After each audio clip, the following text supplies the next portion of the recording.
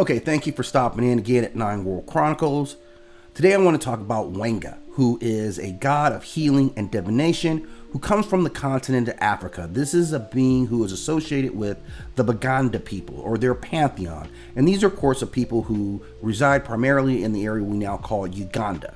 And he is one of the earliest heroes to be deified in the Baganda pantheon. He is chiefly associated with healing and divination, making him a vital spiritual intermediary in the tradition of this group of people.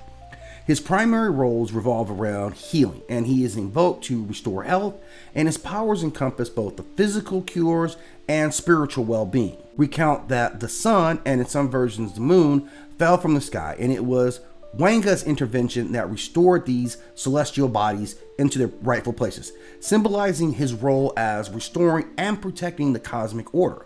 Now, in terms of parentage, he is the son of Wada and Bukulu, and notably, Bukulu was created by the supreme god Katanda and descended to earth alongside Kintu, the legendary first man. He has a divine family as well that includes Musisi, who is linked to seismic phenomena, and Lamba, another very powerful deity. So this family network really roots him into the foundations of the Baganda belief system.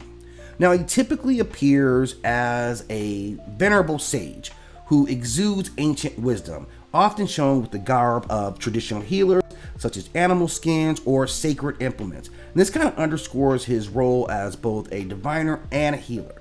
In terms of his iconography, he is typically associated with divine tools, cowrie shells or ritual objects, and natural elements that reinforce his healing attributes.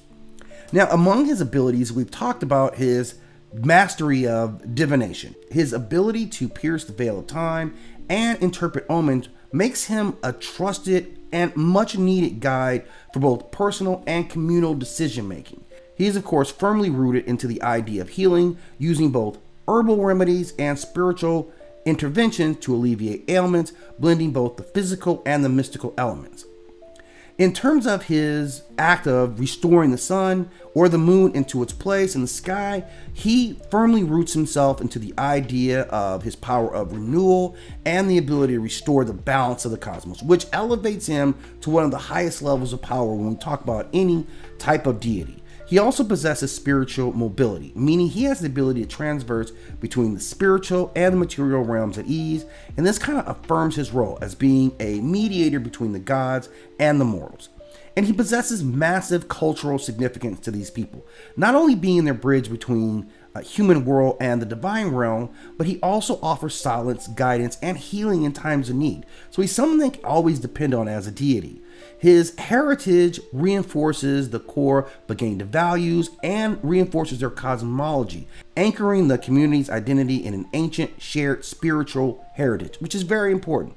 And despite the rise of other religions in Uganda, rituals invoking Wanga persist in traditional healing practices and cultural expressions, testifying to his enduring influence.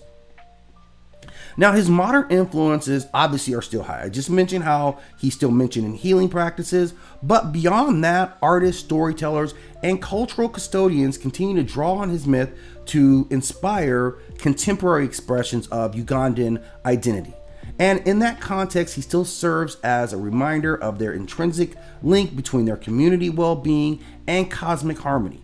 So without going any further, I clearly got this deity held in very high regard. If I have to stick to my ranking scale, I'm going to say an 8 because of his ability or his importance in restoring cosmic balance. If you have more that you want to add to this post, please do so in the comment section. And as always, I ask that you hit that like and subscribe and help the channel grow.